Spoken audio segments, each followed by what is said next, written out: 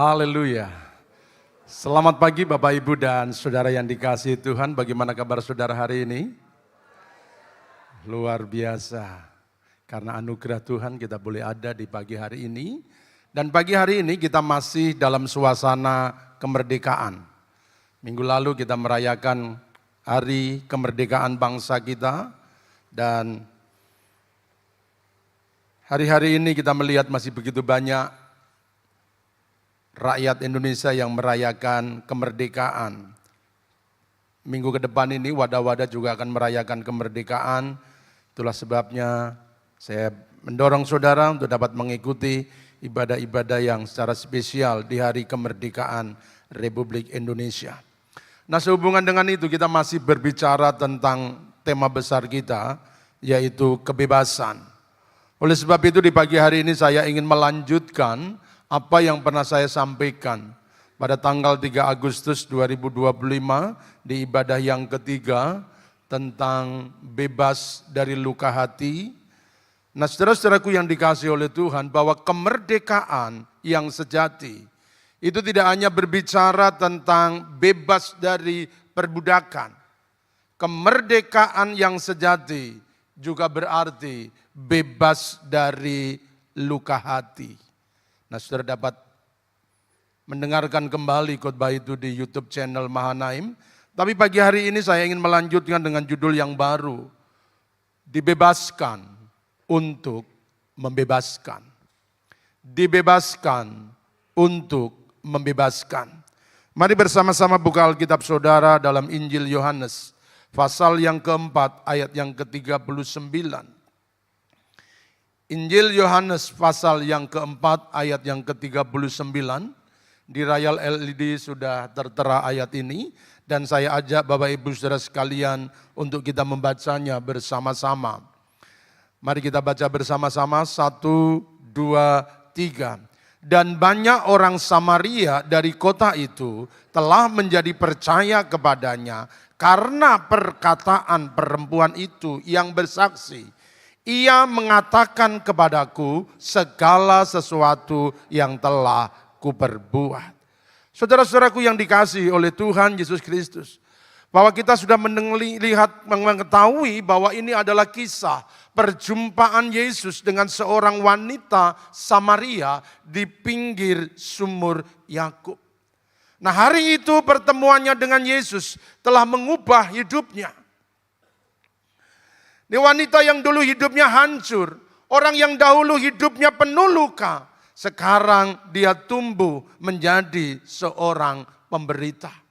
Setelah dia dipulihkan oleh Yesus, maka dia masuk ke kota Samaria dan di sana dia mulai memberitakan kabar baik. Dia memberitakan tentang Tuhan, bahwa aku telah bertemu dengan orang yang telah mengetahui apa yang aku alami. Saudara-saudaraku yang dikasihi oleh Tuhan Yesus Kristus. Inilah yang akan kita pelajari bersama-sama. Bagaimana kita bisa membagi luka atau kita akan memilih untuk menyalakan pelita. Wanita yang terluka, dia bertumbuh menjadi seorang pemberita. Dulu dia mencari air dengan sembunyi, kini dia hadir untuk menjadi saksi. Dan oleh karena perkataannya, Alkitab mencatat banyak orang Samaria yang menjadi percaya. Saudara-saudaraku yang dikasihi oleh Tuhan Yesus Kristus. Setiap orang tumbuh dengan luka. Ada orang yang luka karena mewarisi luka dari orang tuanya. Ada juga orang yang luka karena perlakuan dari sesamanya. Saya percaya tidak ada seorang pun di antara kita yang hadir pagi hari ini yang tidak pernah mengalami luka. Bahkan mungkin ketika kita duduk di tempat ini, mata saudara memandang kepada saya, telinga saudara mendengarkan apa yang saya sampaikan, tapi siapa tahu hati saudara juga sedang menyimpan luka. Saudaraku yang dikasihi oleh Tuhan, beberapa luka mungkin tidak terlihat oleh mata, tetapi luka-luka itu bisa menjerat jiwa kita. Banyak orang tumbuh dengan menyembunyikan luka, pura-pura tidak terjadi apa-apa, tetapi di dalam hatinya dia menyimpan luka. Dari bibirnya bisa merekah sebuah senyuman. Tapi siapa tahu di hatinya penuh dengan kehancuran. Karena ada luka-luka yang disembunyikan. Ada luka-luka yang dipendam. Ada luka-luka yang terus dibiarkan untuk tetap ada di dalam hatinya. Orang-orang yang demikian dari luar memang nampak hebat. Tetapi dari dalamnya rapuh dan hancur. Saudara-saudaraku yang dikasihi oleh Tuhan. Hidup ini adalah sebuah pilihan. Oleh sebab itu mari kita merenungkan di pagi hari ini. Bahwa di antara luka-luka yang kita alami. Apakah kita ingin tumbuh membagikan luka. Atau kita memilih untuk menyalakan pelita. Apakah kita ingin membagikan luka kita kepada sesama kita. Kepada keluarga kita. Kepada generasi selanjutnya. Atau kita ingin tumbuh. Luka memang ya. Aku memang terluka, betul. Tetapi kita memilih untuk menyembuhkan luka dan menyalakan pelita. Wanita Samaria ini adalah orang yang terluka. Tetapi dia punya pilihan dalam hidupnya. Daripada menyalahkan orang sekitarnya. Menyalahkan suami yang meninggalkan dia. Menyalahkan keadaan yang dia alami. Dia memilih untuk menyembuhkan lukanya. Dia memeluk luka yang dia derita. Dia merangkul luka yang dia alami. Dan dia sekarang menyalahkan pelita. Dia pergi ke kota dan dia beritakan kebaikan. Dia tidak mengabarkan lukanya. Tidak meratapi kesedihannya. Tidak bersusah hati dengan apa yang dia alami, tetapi dia memilih untuk menyalakan pelita. Bapak Ibu yang dikasihi oleh Tuhan Yesus Kristus.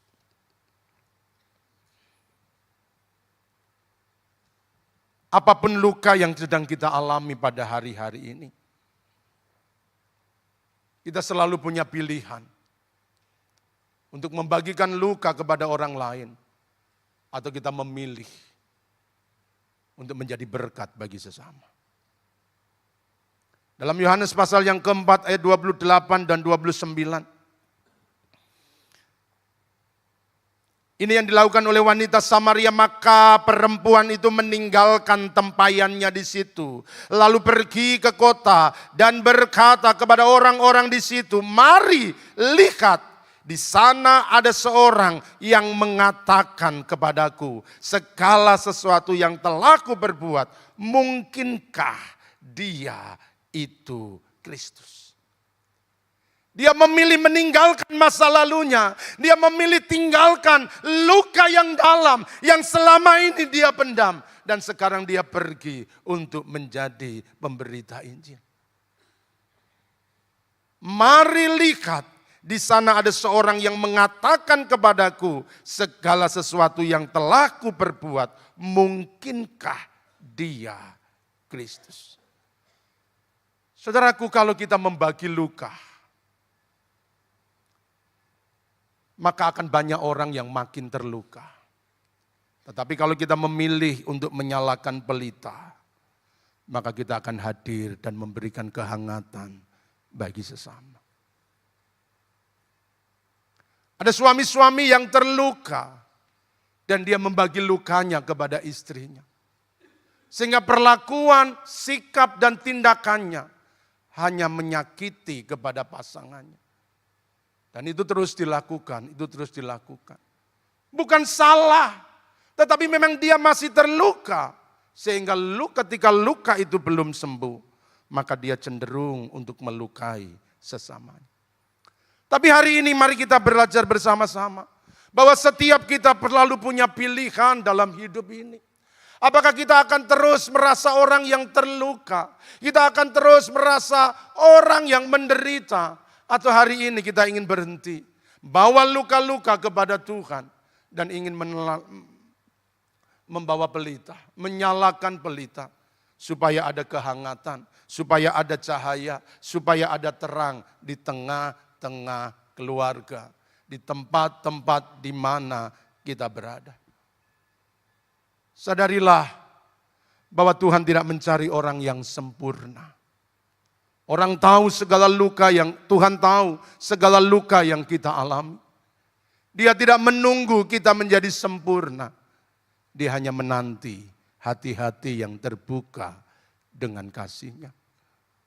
Tuhan tidak mencari orang yang bersih, tetapi Tuhan mencari orang yang mau dibersihkan. Dia tidak menunggu kita hidup menjadi suci, tetapi Dia menunggu kita untuk mau disucikan. Wanita Samaria ini dengan latar belakang yang hancur, tetapi ketika dia terbuka kepada Tuhan, maka hidupnya dipulihkan. Percayalah saudaraku, bahwa Tuhan tidak datang dengan penghukuman. Ia datang membawa pengampunan, pemulihan, dan kesembuhan. Seberapa besar luka yang sedang saudara alami, kalau kita mau datang kepada Tuhan, maka di sana saudara akan menemukan pemulihan. Saudara akan mendapatkan kesembuhan. Itulah sebabnya di pagi hari ini mari kita belajar bagaimana caranya wanita Samaria ini mampu mengubah luka menjadi pelita.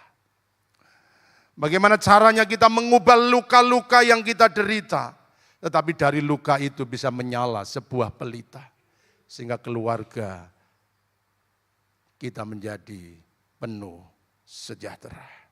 Mari yang pertama, bahwa kesembuhan luka batin itu dibangun oleh revelation, bukan reputation. Kesembuhan luka batin itu dibangun oleh revelation, bukan reputation. Mari kita melihat bagaimana wanita ini mendapat revelation. Bagaimana dia mendapat sebuah pewahyuan terhadap firman Tuhan. Dan pewahyuan terhadap firman itu yang membawa kesembuhan. Saya baca ayat yang ke-9, maka kata perempuan Samaria itu kepadanya, masakan engkau, perhatikan, seorang Yahudi. Ketika dia berjumpa dengan Yesus, dan Yesus berkata, beri aku air, aku minta minum. Lalu dia berkata, masakan engkau seorang Yahudi, minta minum kepadaku, seorang Samaria. Sebab orang Yahudi tidak bergaul dengan orang Samaria. Dia mengenal Yesus hanya sebagai seorang Yahudi.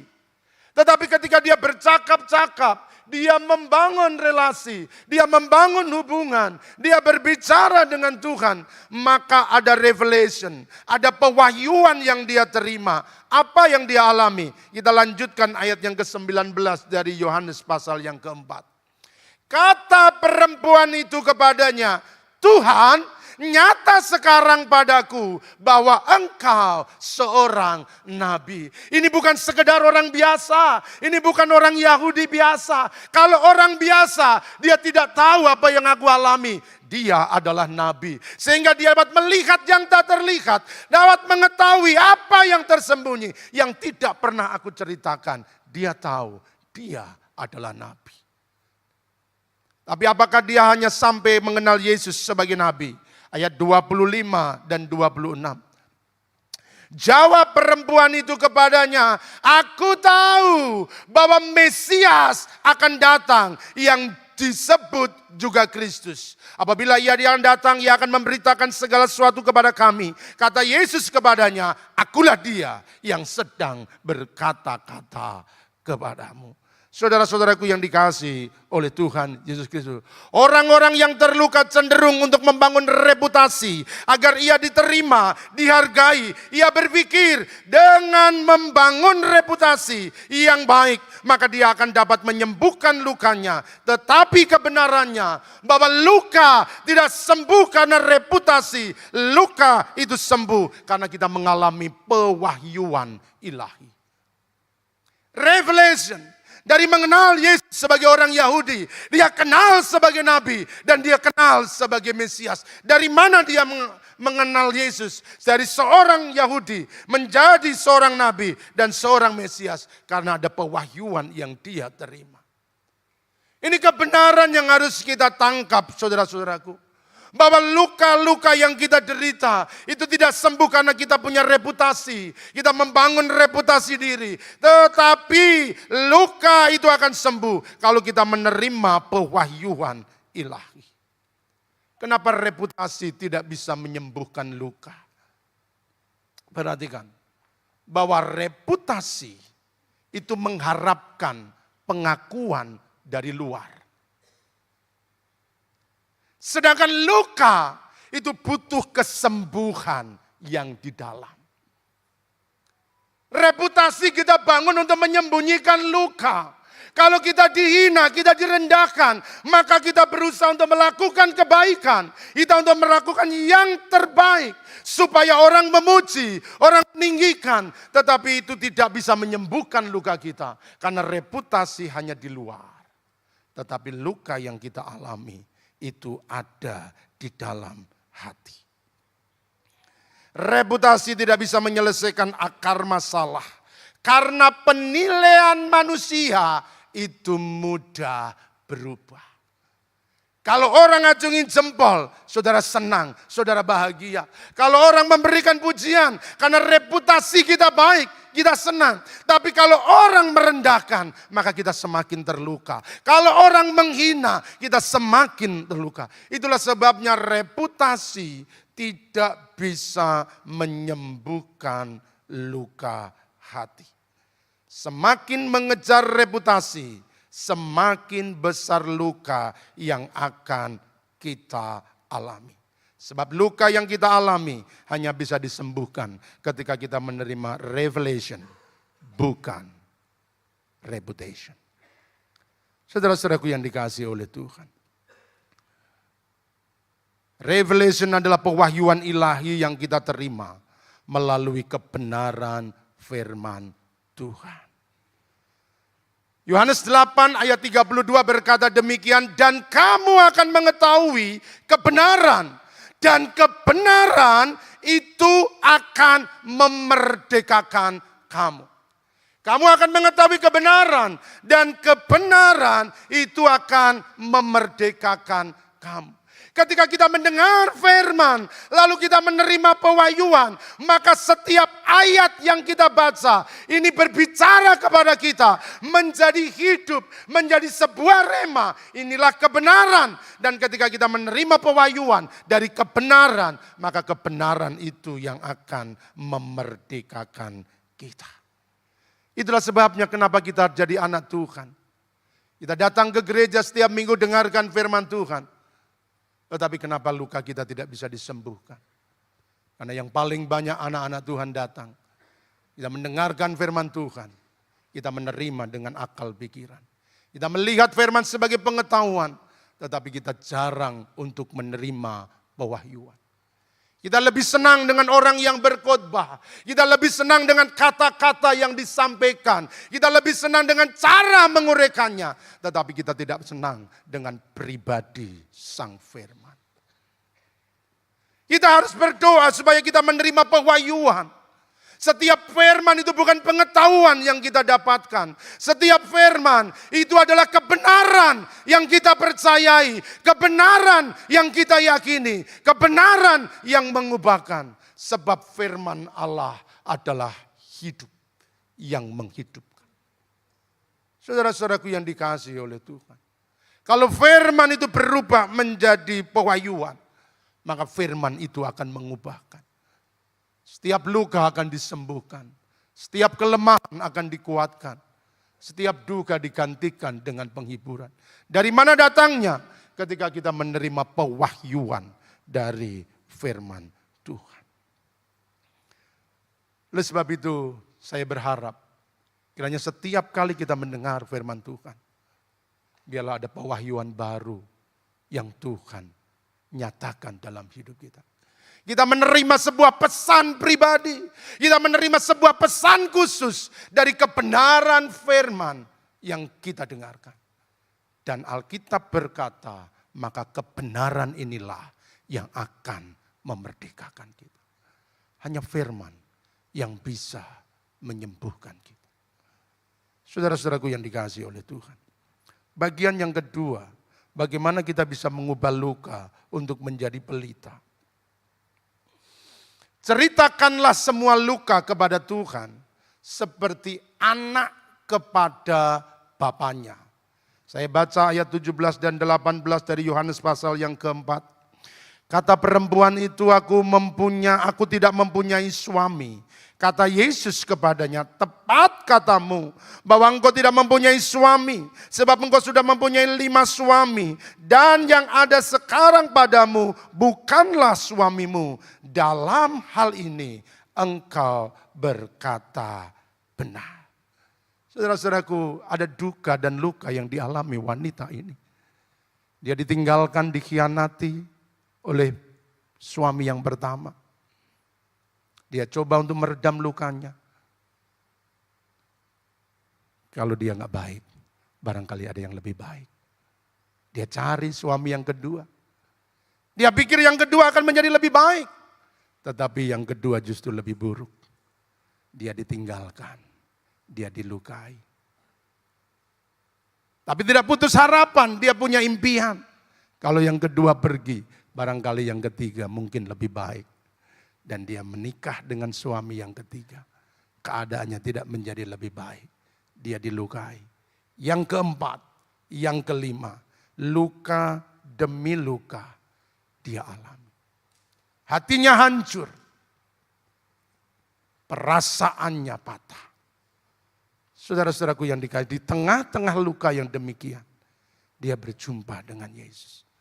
Ketika Yesus bertanya, panggil suamimu. Dan dia berkata, Tuhan, aku gak punya suami. Semua suamiku telah pergi meninggalkan aku. Semua telah meninggalkan luka di hatiku. Dan yang ada sekarang Yesus berkata, itu pun bukan suamimu. Dia takut terluka daripada aku menikah dan dilukai. Sudah tidak usah menikah. Yang penting aku bisa menikmati kebahagiaan. Tetapi justru ketika dia mau terbuka kepada Tuhan. Dia menyampaikan semua perasaannya kepada Tuhan. Semua luka yang dia alami. Dan disitulah awal pemulihan terjadi. Ada pepatah yang berkata demikian.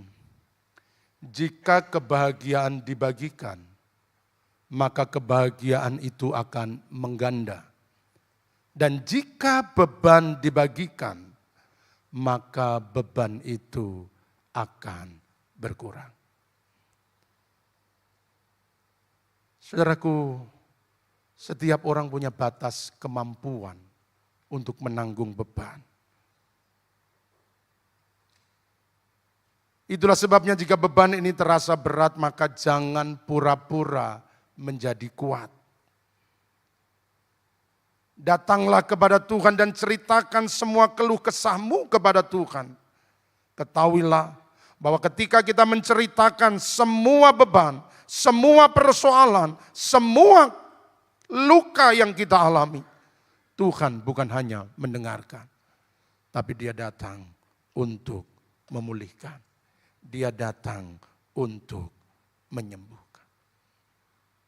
Kadang-kadang kita sulit untuk mengungkapkan luka yang kita rasakan. Kadang-kadang menjadi berat untuk kita bercerita. Karena memang lukanya begitu dalam. Tapi wanita ini mengajari kita bagaimana kita bisa tumbuh dari luka dan menyalakan sebuah pelita. Adalah ceritakan semua luka kepada Tuhan. Seperti anak yang bercerita dengan bapaknya.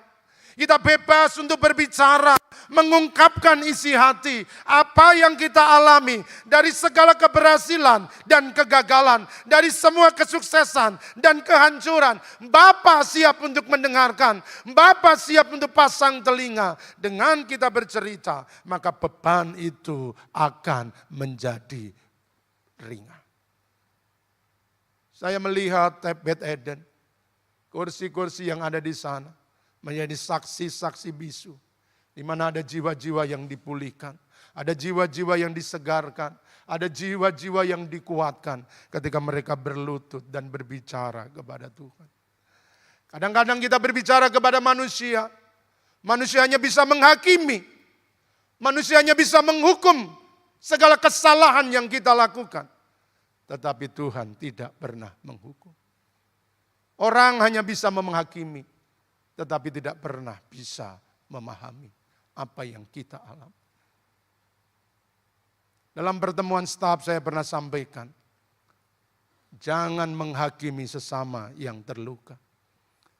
Karena di balik luka selalu ada cerita. Kita tidak pernah tahu cerita apa yang mereka alami. Kita tidak pernah mengerti beban apa yang mereka pikul. Kadang-kadang keadaan memaksa mereka harus mengalami hal-hal yang kurang baik. Itulah sebabnya jangan segera menghakimi. Biarlah kita menjadi anak-anak Tuhan yang mudah memahami. Saya tidak tahu beban apa yang sedang saudara pikul pada hari-hari ini. Tetapi di sini ada Tuhan yang siap untuk mendengarkan semua keluh kesah, semua beban, semua luka yang kau derita. Manusia mungkin bisa menutup mata, berkata maaf aku nggak punya waktu, maaf aku nggak bisa. Tetapi Tuhan selalu siap sedia, 24 jam. Dia selalu tersedia buat saudara dan saya. Itulah sebabnya ambil waktu untuk berlutut dan berbicara kepada Tuhan. Kalau bebanmu begitu berat sehingga tidak sampai mampu untuk berkata-kata, Tuhan tidak hanya mendengarkan apa yang kita sampaikan, tetapi juga Dia mengetahui isi hatimu. Bahkan setiap tetesan air mata yang jatuh tanpa suara, Tuhan mendengarnya. Dia mengetahui lebih dari yang kita ucapkan. Dia mengerti lebih dari yang kita katakan kepada Dia. Itulah sebabnya datang kepada Tuhan dan sampaikan isi hatimu. Di Alkitab ada seorang wanita yang hatinya begitu hancur. Karena dari tahun ke tahun bukan penghargaan yang dia terima. Tetapi tahun-tahun dia selalu disakiti oleh wanita dari suaminya. Dan ibu itu bernama Hana. Dalam 1 Samuel pasal yang 1 ayat yang ke-15. Alkitab berkata demikian, tetapi Hana menjawab, bukan tuanku, aku seorang perempuan yang sangat bersusah hati. Anggur ataupun minuman yang memabukkan tidak kuminum. Melainkan aku mencurahkan isi hatiku di hadapan Tuhan. Saudara bisa bayangkan. Seorang wanita istri sah. Tapi selalu disakiti oleh istri selirnya. Dia dihina, dia direndahkan. Karena dia mandul, tidak bisa punya anak. Keberangkatannya ke Yerusalem selalu meninggalkan luka dalam hatinya. Dan satu ketika dia tahu, dia tidak mampu lagi menahan luka yang ada dalam hatinya. Bebannya terlalu berat. Sampai dia tidak bisa berbicara. Dia hanya komat-komit. Dan seorang imam berkata, kenapa kamu mabuk? Dan dia berkata, aku enggak mabuk. Anggur enggak aku minum. Aku sedang bersusah hati. Dan di tempat ini, aku menyurahkan isi hatiku. Curahkan semua isi hati saudara kepada Tuhan. Dia sangat mengerti apa yang sedang kita alami. Dia tahu dengan pasti apa yang sedang kita hadapi. Berbicaralah kepada Dia dengan terbuka. Karena Dia tahu sebelum kita berkata-kata. Dia mengerti sebelum kita berbicara kepadanya. Jangan pernah takut untuk berbicara kepada Tuhan. Dia Bapa kita. Dia Bapa kita yang mengerti isi hati anak-anaknya. Dan yang ketiga, izinkan kasih-Nya menggantikan kepahitan dan dendam. Yohanes pasal yang keempat ayat yang ke-15. Firman Tuhan berkata demikian, kata perempuan itu kepadanya, Tuhan berikanlah aku air itu supaya aku tidak haus dan tidak usah datang lagi ke sini untuk menimba air. Saudaraku, setiap luka selalu meninggalkan rasa sakit.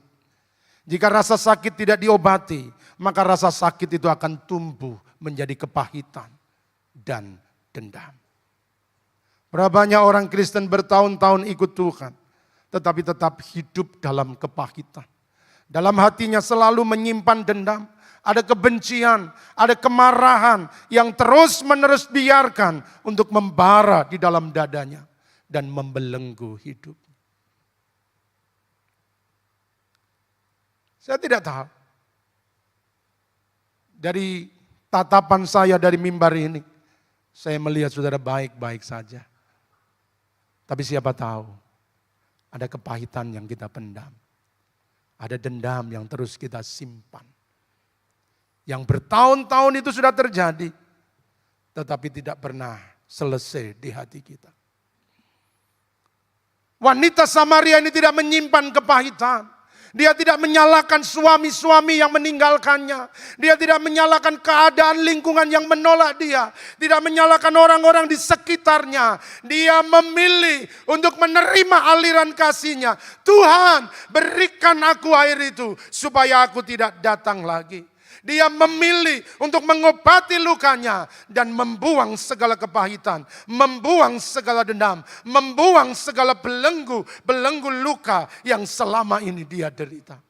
Saudara-saudaraku yang dikasihi oleh Tuhan, satu-satunya cara untuk kita sembuh dari setiap luka adalah melepaskan diri dari belenggu kepahitan dan dendam, adalah membiarkan kasih Tuhan mengalir di hati kita.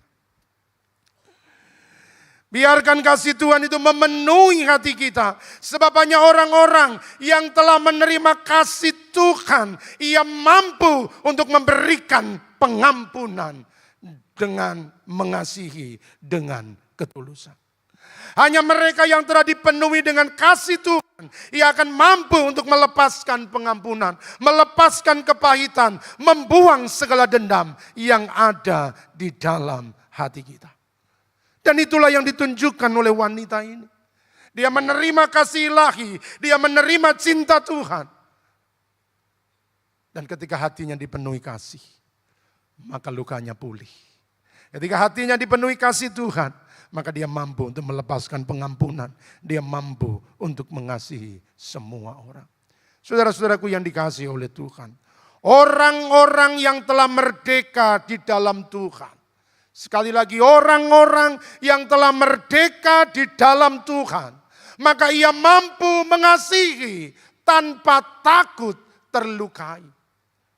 Karena hatinya sudah merdeka. Dia dulu ditolak oleh lingkungannya. Dia ditolak oleh tetangganya. Tetapi ketika hatinya dipenuhi kasih, maka dia datang kembali dan dia bawa berita kabar baik.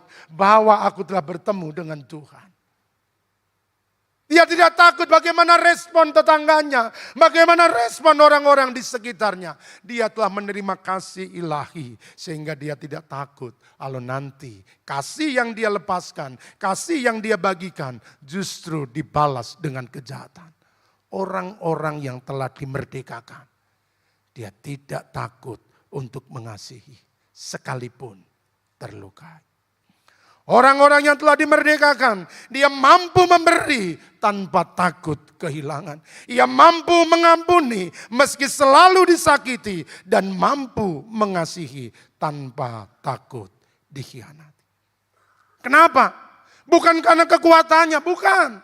Kita ini terbatas, kita rapuh, kita sedikit disentuh, kita marah, kita sedikit disentuh, maka kita menjadi emosi. Tetapi karena dia sudah menerima kasih ilahi, sehingga dia mampu mengasihi orang-orang yang telah menyakiti.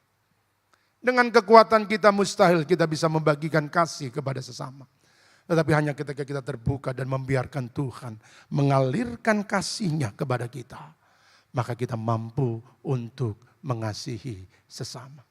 Kalau hari ini saudara-saudara belum pernah melepaskan kasih Tuhan, saudara belum pernah bisa memberikan pengampunan kepada sesama, jangan-jangan kita belum menerima kasih Tuhan. Saudara-saudaraku yang dikasihi oleh Tuhan Yesus Kristus, perhatikan, kita tidak bisa mengasihi sesama jika belum mengalami kasih Allah yang sempurna. Sekali lagi, kita tidak bisa mengasihi sesama jika belum mengalami kasih yang sempurna. Hari ini mari kita menyadari bahwa kemerdekaan bukan hanya bebas dari penjajahan. Kemerdekaan bukan hanya bebas dari belenggu dosa. Kemerdekaan itu juga berarti kita bebas dari luka hati. Dan kita dibebaskan supaya kita dapat membebaskan. Kita dibebaskan untuk membebaskan. Saudara-saudaraku, satu harapan yang saya ingin sampaikan kepada saudara. bahwa kita bisa menyelamatkan banyak generasi dengan cara mengakhiri luka hati. Sekali lagi kita dapat menyelamatkan banyak generasi dengan cara mengakhiri luka hati. Jangan wariskan luka hati kita kepada generasi selanjutnya. Biarlah setiap luka berhenti pada diri kita. Pastikan bukan luka yang kita bawa, bukan luka yang kita tinggalkan, bukan luka yang kita bagikan, tetapi pelita yang kita nyalakan. Ingat bahwa kita dibebaskan untuk membebaskan. Sadarkah kita bahwa begitu banyak anak-anak kita yang terluka karena orang tuanya? Apa yang dahulu kita terima dari orang tua kita, dan sekarang kita mencoba untuk mewariskan kepada anak-anak kita. Bagaimana cara orang tua memperlakukan kita, dan sekarang itu cara yang sama kita gunakan kepada anak-anak kita. Kita terluka karena orang tua kita, dan anak-anak kita terluka karena perbuatan kita. Kita mencontoh generasi sebelumnya, dan sekarang kita melukai generasi selanjutnya. Tapi hari ini firman Tuhan mengajak kita untuk kita menghentikan luka. Cukup papa yang terluka, kalian tidak. Biar mama yang hancur, tapi kalian akan tumbuh dengan baik. Saudara-saudaraku yang dikasihi oleh Tuhan, saya adalah contoh orang yang terluka. Saya dilahirkan dalam keluarga yang miskin. Tidak punya apa-apa, nggak ada harta yang mewah. Dan satu ketika karena kemiskinan itu, maka dari hari ke hari yang saya hadapi adalah nasi campur jagung. Sementara tetangga-tetangga makan nasi, ada lauk, ada ikan, ada daging. Tetapi saya selalu makan nasi jagung dan sayur tempe dan kol. Dengan rasa yang khas dari hari ke hari tidak pernah berubah. Satu ketika saya marah kepada ibu saya. Nggak usah dicampur dengan jagung, biar sedikit nasi saja. Saya nggak suka makan ini. Ibu tidak berbicara. Ibu hanya masuk kamar. Dan dia menangis di dalam kamar. Anak-anak, ibumu tidak marah ketika engkau gagal. Ibumu tidak marah ketika engkau tidak sukses. Ibumu tidak marah ketika engkau jatuh. Tapi ibumu sakit hati kalau engkau membentak dan memarahi. Jangan sekali-kali bentak ibumu. Dan saya tidak sadar bahwa itu menimbulkan luka di hati saya. Itulah sebabnya ketika saya kerja, saya punya uang, maka makan itu menjadi pelarian.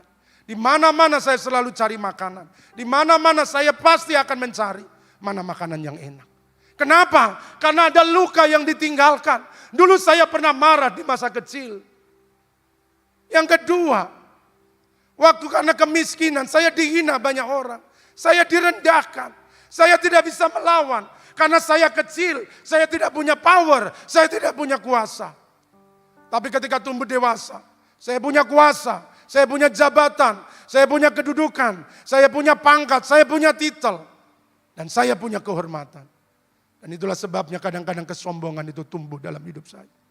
Tapi saya bersyukur, ada pasangan yang selalu mengingatkan, jangan sombong. Saya tidak ingin sombong, tetapi itu luka yang saya bawa. Saya dihina, saya direndahkan, tapi saya hanya diam. Sekarang ketika saya punya kuasa, saya punya kedudukan, kadang-kadang suara itu muncul. Dan itu nyata dalam perilaku, sehingga kesombongan itu ada. Itulah sebabnya, jemaat yang dikasihi Tuhan, tegur saya, Pak jangan sombong. Saya senang dengan orang tua rohani, yang selalu mengingatkan jangan sombong, ketika engkau mulai diangkat tinggi. Jangan sombong ketika Tuhan mulai memberkati. Itu pergumulan dalam hidup saya. Saya tahu hamba Tuhan gak boleh sombong. Tetapi luka yang belum sembuh, itu kadang-kadang muncul. Kadang-kadang saya sombong, bangga dengan keberhasilan. Bangga dengan apa yang dapatkan. Bangga dengan berkat-berkat Tuhan. Dan saya ingin disembuhkan oleh Tuhan. Ada luka yang saya bawa dari masa kecil. Saudara-saudaraku yang dikasihi oleh Tuhan.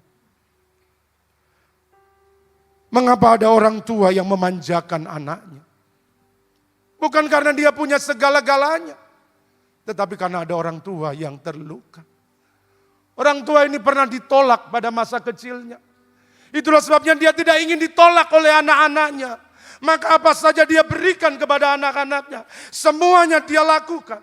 Supaya tidak ada lagi penolakan. Dia tahu penolakan itu memberikan luka di dalam dirinya. Mengapa ada orang tua yang terlalu keras dalam mendidik anak? Sebab ia takut gagal. Dan ia ingin menebus kegagalan di masa lalu melalui anak-anaknya. Saudara-saudaraku yang dikasihi oleh Tuhan. Mengapa banyak orang tua yang haus pujian, butuh pengakuan dan cari validasi? Sebab di masa kecil dia tidak menerima pujian. Dia kurang diapresiasi dan dihargai. Dan parahnya orang tua yang demikian, yang tidak mendapatkan pujian, pengakuan dan validasi di masa lalu, maka dia menggunakan anaknya menjadi proyek prestasi. Ada orang tua yang mendorong anaknya harus sukses, harus berhasil, harus nomor 1, harus juara. Karena ketika anaknya mendapat prestasi, maka dia membangga diri, dia bisa foto dan diupload ke media sosial. Kenapa? Karena ada luka yang tersimpan. Di masa kecil orang tua saya cuek. Papa dan mama tidak pernah memberikan pujian. Biar saya berhasil, mereka tenang-tenang saja. Dan sekarang anaknya menjadi proyek prestasi. Dia bangga, dia senang kalau anaknya berhasil. Karena dengan demikian dia merasa dihargai, dia merasa punya nilai. Saudara-saudaraku yang dikasihi oleh Tuhan. Apa yang disembunyikan di dalam hati, itu akan diperlihatkan melalui sikap kita. Isi hati kita akan selalu terlihat dalam sikap yang kita tunjukkan sehari-hari. Itulah sebabnya pagi hari ini, mari kita belajar jujur pada diri sendiri. Agar setiap tindakan kita, agar setiap perilaku kita menunjukkan kemurnian hati sebagai orang-orang yang disembuhkan. Manusia yang merdeka adalah manusia yang telah sembuh dari luka. Dia tidak butuh pengakuan orang lain untuk berbahagia. Dia tidak butuh pujian untuk merasakan berharga. Ia sadar bahwa di hadapan Tuhan dirinya sangat berharga. Saya tidak mengerti luka apa yang sedang saudara hadapi. Tapi di tempat ini ada Tuhan yang sanggup memulihkan. Jangan wariskan lukamu kepada generasi. Mari kita cek. Barangkali ada orang tua yang terlalu keras kepada anaknya. Dan siapa tahu dulu itu yang dilakukan orang tua. Ada seorang menantu yang berkata, nama mertuanya keras kepadanya. Karena itu yang dilakukan oleh mertuanya. Apa yang diperlakukan orang tua terdahulu, sekarang menurun kepada kita. Saudara-saudaraku, mari kita akhiri. Biar kita yang menanggung luka, bukan anak-anak kita. Kita merindukan generasi yang baru. Generasi yang tidak membawa luka. Tetapi generasi yang membawa pelita. Kemana dia pergi, selalu ada cahaya ilahi yang dipancarkan. Ada kebaikan, ada kasih yang keluar dari anak-anak kita. Tapi sayangnya orang tua selalu melukai anak-anak kita. Karena kita yang terluka dan belum sembuh, maka luka itu mengalir kepada anak-anak kita. Anak-anak mungkin tidak bisa bercerita. Anak-anak mungkin tidak bisa berkata-kata. Tetapi mereka terluka dalam hati. Bapak, Ibu, dan saudaraku yang dikasihi oleh Tuhan. Pagi hari ini, bawa hatimu kepada Tuhan. Izinkan Tuhan memulihkan. Izinkan Tuhan yang menyembuhkan. Tuhan memberkati.